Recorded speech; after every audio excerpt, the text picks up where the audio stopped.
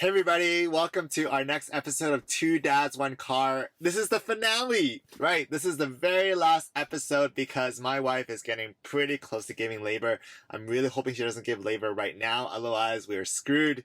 But I'm excited to bring on our next and final guest. It's going to be a little different because this guest, his name is Melvin. He's actually expecting his baby around the same time as mine. So we're going to be talking about our hopes and dreams. We might bring in some special guests. Who knows what's going to happen, but I just want to thank you all so much for watching and listening in. I've been reading your comments. I've been reading the messages.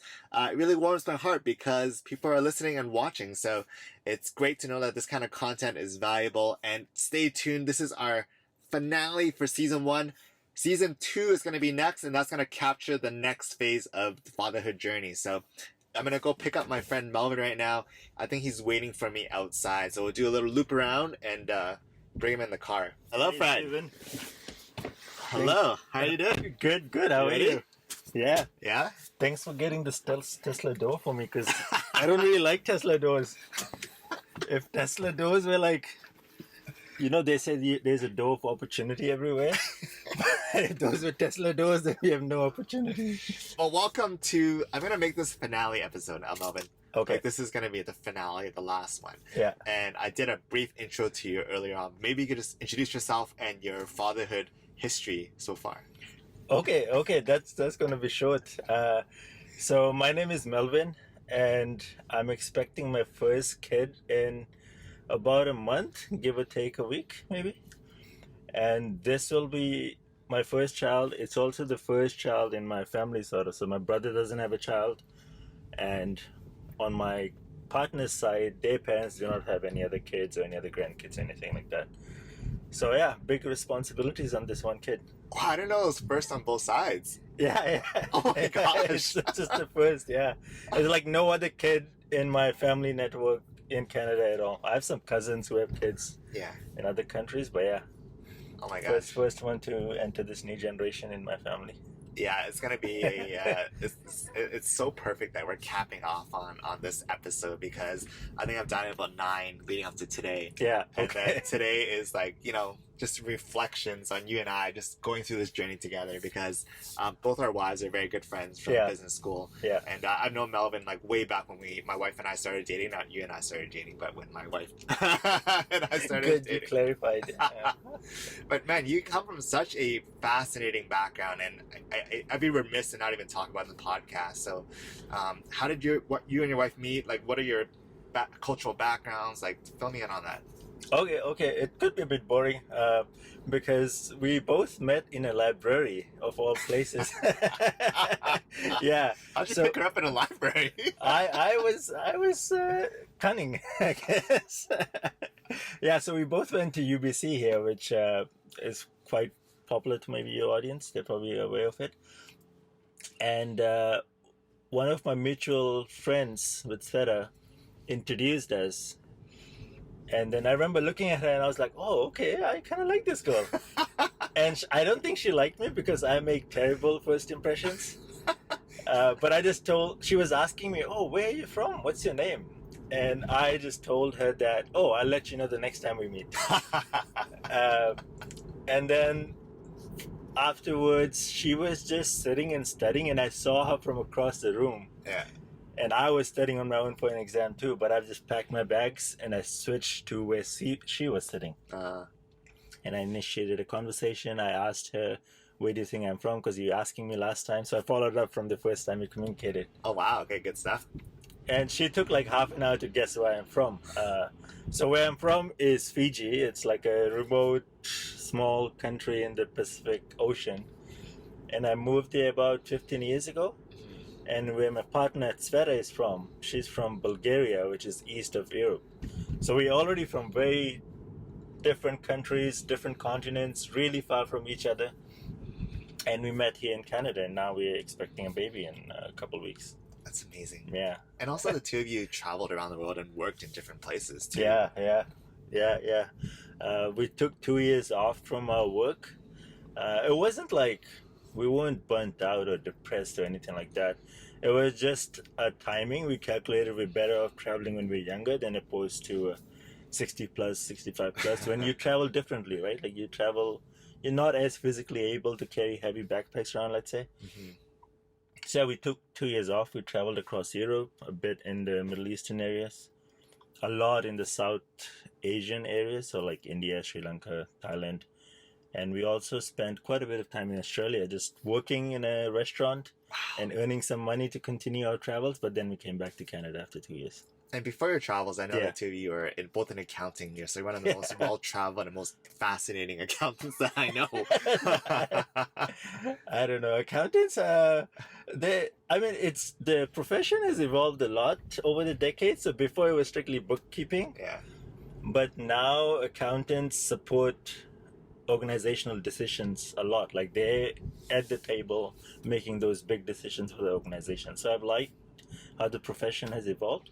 And right now, I'd say we both are enjoying being accountants and finance people. Not sure if it's fascinating, but it's good. Pays the bills, gives us a good life. Hopefully, we'll support our baby as well. Just a head note, we're not sponsored by the Canadian CGA CPA, but we should be. We actually. should be. It's two of us. You guys should record that line there. I hope we get some money from the CPA. Yeah. I guess to dive into the topic at hand is really being the father to be and myself as well. And feel free to fire me questions. Yeah. When we last spoke, it's probably about a couple weeks ago when I shared this idea. And Melvin and I have taken very different approaches to this. Melvin has definitely read all the books, all the podcasts, like all that. Whereas I'm like, where do I even start? And so, but I think they both work in some sense. You and I last time talked about like philosophy, and you talked about Satguru. Maybe you could share with the audience. I just love what you shared about that. Maybe you could let the audience know. Could be controversial. No, I think it was good. So yeah, you're right. I did spend a lot of time reading books and articles and videos, all that sort of thing. But there's so many details. I'm sure like any father will tell you there's like way too many details, and there's no way you can absorb all of it. You'll probably take in 20%, 25%, or maybe the gist of things, which is when I switched to philosophy. I figured like if I just take a step back at a more macro level and try to determine what's my vision for this child, or what direction will this child go in over the next 10, 20 years. I only take responsibility for 20 years. Anything after that, I don't know. It's too late. And I started looking into resources because obviously we have no experience, right? I'm just an accountant. I'm not, I didn't do a dad degree or anything like that. So which is what brought me to Satguru. I was like, okay, he had some videos in parenting and whatnot, and I found it quite fascinating. I recommend it to your listeners too. Like if they could go on YouTube and look up Satguru parenting or Satguru family, they might find some interesting things. So I feel like most of my philosophies right now about raising this child is directly linked to Satguru. So among the things that he says is, one thing is that a flaw in parenthood is molding and control, right? So parents want to mold the child based on what the parents themselves have experienced over the years, because they do not know any other way of doing it. This is what they've seen. They've seen it done. So why not just do it in the way they know? And Satguru sees this as a restriction on the growth and development of the child, because you're molding them to be a certain way that meets your desires, but it might not necessarily be what the child is supposed to be in this life. So that's one thing that the Satguru says to kind of stay away from and try not to mold the child. And Satguru also says that there should be 3 goals for any parent. Like only focus on these 3 goals. The first one is to try to raise an intelligent child, right? Okay. A child who you can say is better than you. This better doesn't mean that you're at a house, the child should have 3 houses. It doesn't mean that you're a doctor, the child should run a hospital. It just means that the child should be more joyful, more happy than you. The second of the 3 things is the child should be free from prejudice. So Satguru foresees a society where there'll be a lot of differences, but these are differences to celebrate. So the idea is that to focus on a child that's free from prejudice. They don't discriminate against people of different anything, skin color or gender, or even vaccinated or non-vaccinated. They just want like a child that's free from prejudice, has different, can listen to different perspectives, but does not impose on any one perspective. And the third one, which is like my favorite one, is just to raise the child in a joyful environment. Mm. And that's the role of the parent. The role of the parent is not to mold, not to control, not to determine a career. It's not even to tell them what to do or make their decisions. Like, you're not raising a cattle, he calls it. A cattle? Yeah, you're not raising a cattle or a goat. It's not a chicken farm, poultry farm that you have to raise someone in a particular way so that a breeder or someone will buy them or they'll get into a good career. The child is intelligent enough to grow themselves. You just have to support it with a joyful environment. So I found it quite fascinating. There's a lot of other details too. One of the things that Satguru says is that if you're so focused on developing a child based on what you know, then how do you even know that you know enough? Like, how do you know that you're capable? And how do you even know that the child is not already more intelligent than you? So you should not think too highly of yourself that you're capable of raising this child. Instead, you should flip the coin and just feel a sense of privilege that you have this child that you've been given to raise, and just grow with the child. Both of you can learn. This way the child doesn't outgrow you in some ways, but while you're also growing, the child has a lot to look up to and learn from you. Wow. Yeah. And the bottom line of everything, all of this, is the best thing you can do for a child is to focus on yourself. Oh, you okay. grow, Yeah. you develop, you invest in yourself, have good experiences, be good to people. Whatever you think is ideal for good life, be happy, be joyful, but focus on yourself. The second person to focus on should be a partner. And the child, above anything, has a very powerful sense of observation. They will see you and they will head that direction. They will learn from you, they will grow with you, they'll be your buddies, your best friend, whatever you want to be. So I've kind of bought into all of these philosophies quite a bit. And that is my aim too. Like, I'm just purely going to focus, not purely, but I'm going to focus a lot on myself and on my partner.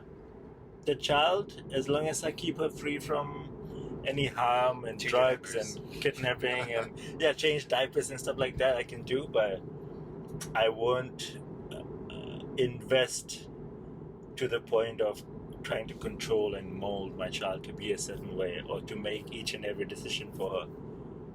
Yeah, I'll trust my child to do a lot of things. I'm not sure how it's going to work out, so we should have a debriefing. I don't know, every 5 years or something. But that, to me, that makes a lot of sense. Yeah. And I love how you share this deeper level of thinking, how you're talking about the macros, right? Because, yeah, we go online and you're saying, like, so much material out there is really on the technical, like changing diapers, swaddle, etc., etc. But really, it's the macro, bigger picture items that can shape decisions. Exactly, yeah. And when you talked about it, I just thought about a story about my own background, where I remember growing up, my my mom and dad would host a lot of parties, like every weekend. Like, they have friends over. It was always so busy, surrounded by friends and kids to play with. And I start to understand that that's what I'm used to now. I see it. Yeah. And I think that was a great thing your parents did, right? Because in a way, like, if you end up sacrificing your life and what you like and dislike so that your kids can be in a comfortable and safe environment, it doesn't benefit the child, right? So you grew up seeing your parents being happy and partying and whatnot, and it helped you. What about you right now? Like, do you find yourself leaning towards any kind of philosophy for raising a child? Yeah, no, thanks for asking. I think my base philosophy is that Masha and I share this, where, both our parents came from nothing. They had no resources. My dad was a refugee. Her dad's a refugee from Vietnam.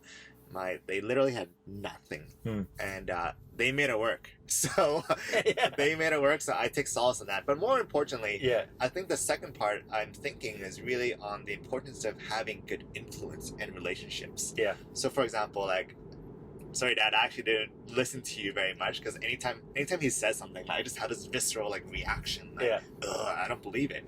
But my uncle would say the exact same thing, Yeah. the same words, but it just makes a lot of sense to me. Like, I agree, that makes a lot of sense. Oh, okay. And so for me, it's like maybe just having that strong relationships, good people like yourself to influence, because for some reason, sometimes there might be that reaction against your parents, right? Mhm. And so for me, it's having those people around us who help support and guide our child through life. So being surrounded by love, and that's the base point. And then, Yeah. make sure they survive. Exactly. Yeah. I feel like a part of me is also leaning towards that. Like I considered that, just the power of a good support network. Yeah. Because raising a child, I'm not sure if you've heard it before, but in Fiji they say it takes a village, Mm-hmm. and it's probably a common thing in other Asian countries as well. My partner has heard it too. So it does take a village. It takes like a large amount of people to raise a child successfully. Obviously, we don't have a village here, right? Because when that saying came up, it was because it was literally a village where people lived in close proximity with each other. But here, you create a village through your support network, the friends you have, the family members you have, and just leave the child to mingle with them, and they'll pick up values from there and grow up as a good average of these people. I love it. Yeah. That's definitely one of my strategies too.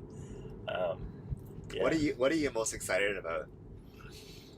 I'm quite excited about Playtime. Yeah? Yeah, Fill me in. Because when I was growing up, I enjoyed playing with different toys, and I also enjoyed things to do outdoors, such as climbing up trees or playing with worms on the ground. Worms? Yes. I would do that, yeah. Or playing with ants. Me too, yeah. Yeah, I'm not sure if like the animal lovers would like it now. It's a different environment now. But yeah, that's what I used to do. Climbing up trees was my absolute favorite. I'd fall down as well. Yeah. And I would learn from there. I'd have like a leaf blanket below so it breaks my fall a bit. So I'm looking forward to Playtime, and I'm thinking of balancing it with just indoor toys, obviously, but a good portion of outdoor stuff. So like just getting dirty in the mud, or jumping on puddles, or climbing trees, hiking, looking at leaves and insects. I'm very excited for Playtime, actually. Yeah. I feel like it's gonna fill a void that I'm missing in my life. So are you gonna be playing as well too? Yeah. That's the thing. I might even be leading the Playtime, and then the girl just follows if she wants. Otherwise, she can just sit in the corner and do a thing.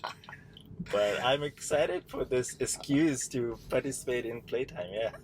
It'd be so funny. Like, so I'm also like, we're both expecting daughters. Like, the daughters just see the dads playing. Actually, that's another thing, right? Because sometimes, and this is also I'm stealing from Satguru, because he says that parents like to sit the child down and just watch and observe the child. Yeah. But if you think about yourself, if you're doing something, would you like it if adults are just sitting around you and just watching you doing something? Oh, it'd be so creepy. Sometimes you want some space and just kind of be left alone, do your thing. Yeah. And Satguru speaks about this. He says that sometimes just let the child be. As long as they're not in a harmful area, leave them to explore the toys, the environment, roll up and roll down, lie down, crawl around. Yeah. And if you're engaged and joyful yourself doing something else, the child will look at you and just follow and come and kind of mingle and play with you. But it'll be a decision that the child has consciously made, as opposed to you trying to make sure that, hey, X, go do this. Or your uncle is watching, could you dance for them and show them something? I don't know. These things were common when I grew up. Yeah, I remember. That reminds me too. Like, I took piano lessons, and my mom would always make me play for uncle. Like, I always resist. I'm like, I'm not a show monkey. Exactly. Yeah. Right. Yeah. And the more she would push, the more I'd resist. But at the same time, if they totally did not care about you, you'd probably walk to the piano yourself and start playing. Yeah. Yeah. I would. So it's. I'm trying to absorb these strategies and tactics in mind and give my child that joyful, happy environment to just foster her own growth in. Oh my gosh. Yeah. Man, brother, I'm so glad to be walking this journey with you. I think there's so much power in these last 9 episodes. I've learned so Yeah, much. I bet. Yeah, I've been listening to them. Yeah. Thank you, Yeah. thank you.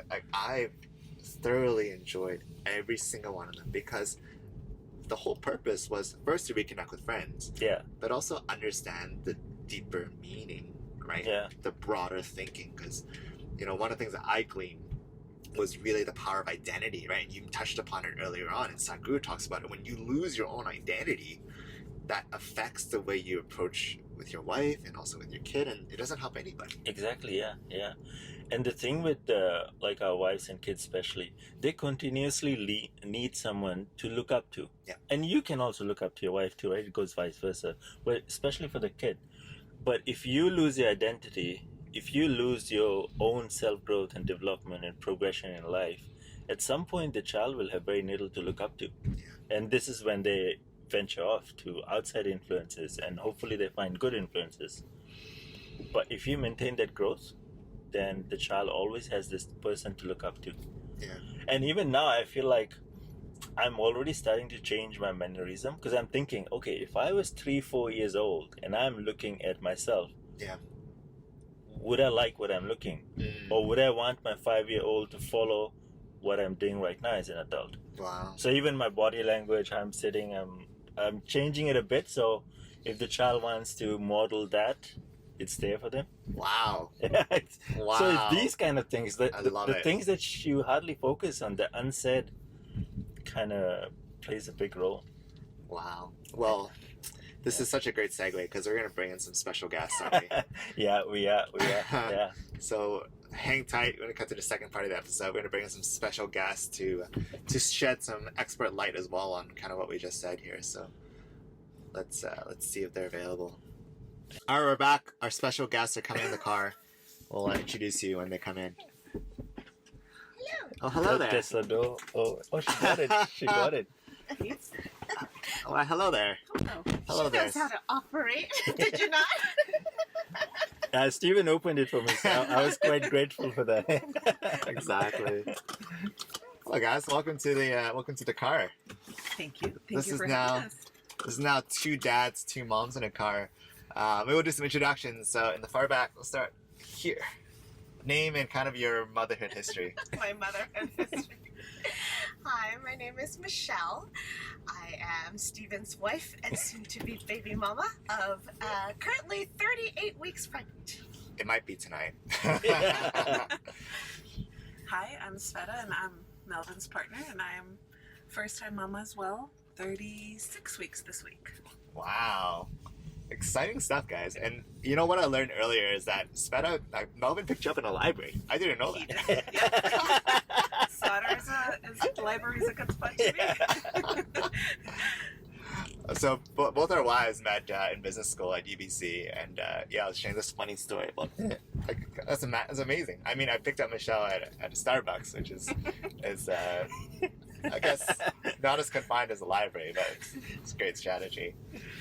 Melvin and I were talking earlier about kind of our thinking philosophies. Maybe the next question I just had for everybody was, what are you most excited about this next little while? Melvin shared about Playtime, and we're going to be playing on trees and like worms and ants together. Maybe it's just me and him, not the daughters, but I mean, I'm pretty excited about that idea.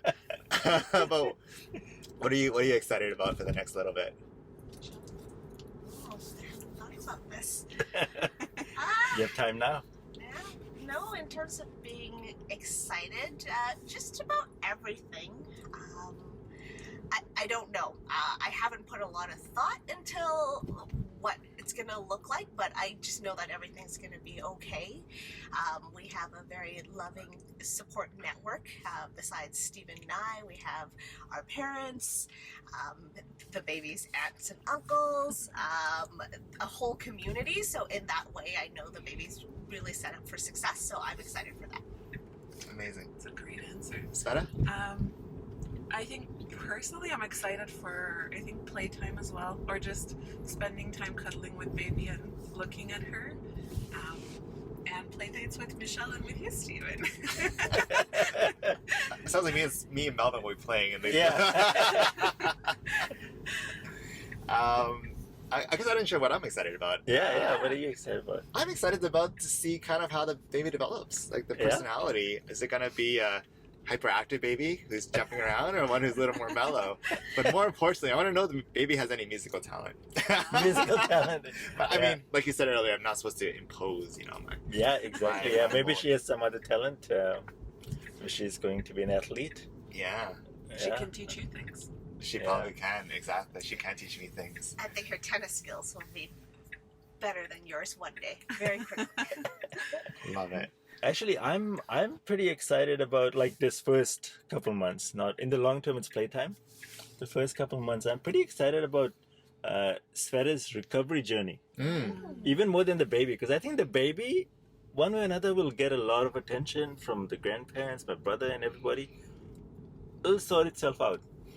But Sveta's recovery journey, because I think right now she looks excellent with the big belly and the plumpy cheeks and whatnot.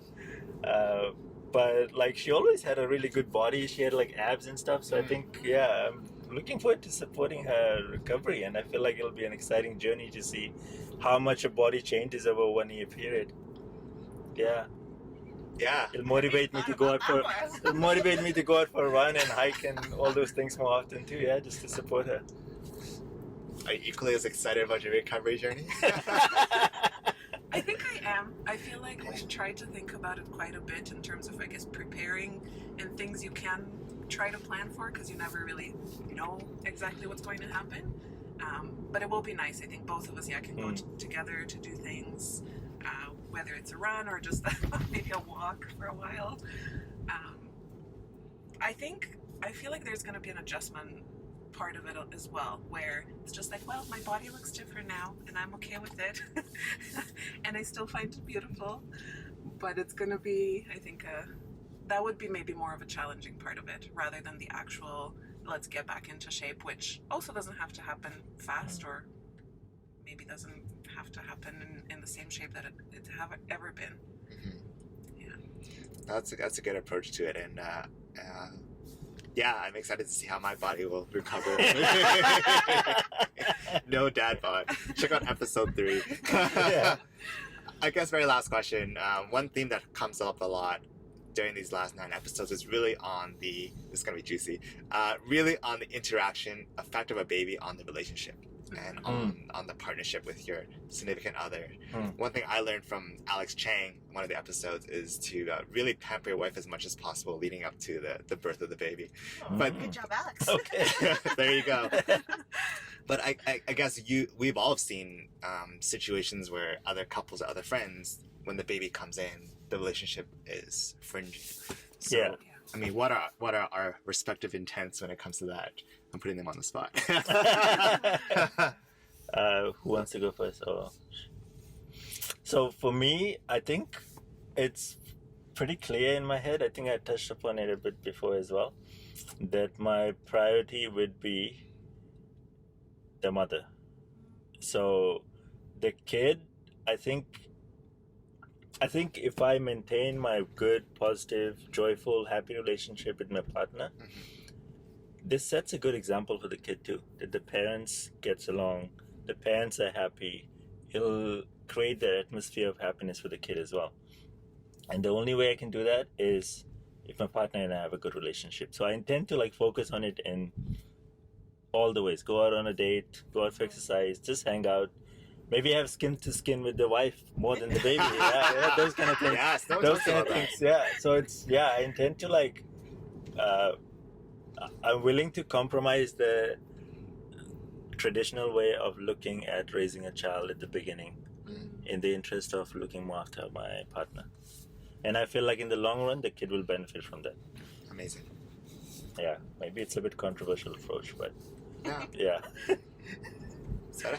I think communication between Melvin and I, that's something that we've worked on and focused on intentionally over the years, but trying to maintain that. And one way that I've been trying to do it consciously throughout pregnancy is no matter what little pain or ache or or pleasure from feeling a baby kick, to share it with him and to not really see any topic or any complaint as taboo or I shouldn't burden my partner with this. So I'd do my best to continue that, whether it's that I'm feeling really happy one day and I feel super energetic, or the next day maybe I feel really tired and feel like I'm failing at motherhood because I can't put a diaper on. But just sharing everything that's going through my mind with him so that we can be as much aligned on that side as possible. Yeah. And as he was saying, I think when the baby sees happy parents and aligned parents, then it also positively affects the baby. It's very touching. Yeah. But Michelle? communication is a good one. Yeah, I think moms go through a sort of a depression kind of thing post delivery too. Yeah. So if they actively communicate as opposed to holding it in, yeah, it could help. So I'm very much on the same page with you guys about my relationship with Stephen taking precedence. I think She said it. particularly with just the last generation and the way my parents were, I do know that there's a lot of focus on your children being the center of your universe. A lot of parents of that generation kind of lost their connection because they put their children as priority. And so we're kind of counteracting that now that we've seen some of the results of that. But particularly, I know that I'm so fortunate because I have a lot of parental support. I know not everybody has the same amount. And so we're definitely going to take advantage of the fact that our parents really want to be grandparents. And therefore, we will have time for ourselves as well as time for each other. So I'm really looking forward to continuing to do a lot of the things that I love to do and the things that Stephen and I love to do together. Yeah. I'm so glad we have this in recorded format.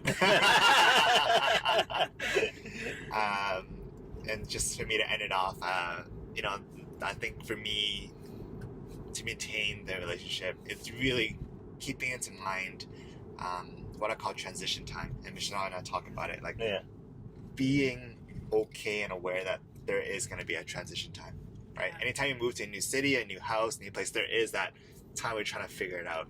And when stuff happens, like, you know what, this is just part of that transition time and being aware that this is expected. So I think patience, transition time, maybe a lot of meditation, you know, maybe a lot of playtime as well, just to really focus in that, you know, it's not just all about the kid, which is my mom's philosophy back then. And that's why my parents, they split up because that was her full focus. Yeah. But ensuring that the partner is a high priority and having that mindset, there's going to be a transition, and that's just part of it. Yeah, okay, that's a good one. Yeah. Great thoughts, guys. Well, I mean, that was wow, what a finale. This is the final episode. The very next season you'll see two babies crying in the background, you know, maybe it'll be completely different, but I want to thank you all for listening, for watching. You can subscribe to us on YouTube, on Apple Podcasts, on Spotify. And with that, thank you, Melvin. Thank you, Sveta. Thank you, Michelle. Thank you for being on this final episode. It's been a pleasure. Thank you. Yeah, it's been a pleasure. All right. See you guys later. Take care. Ciao.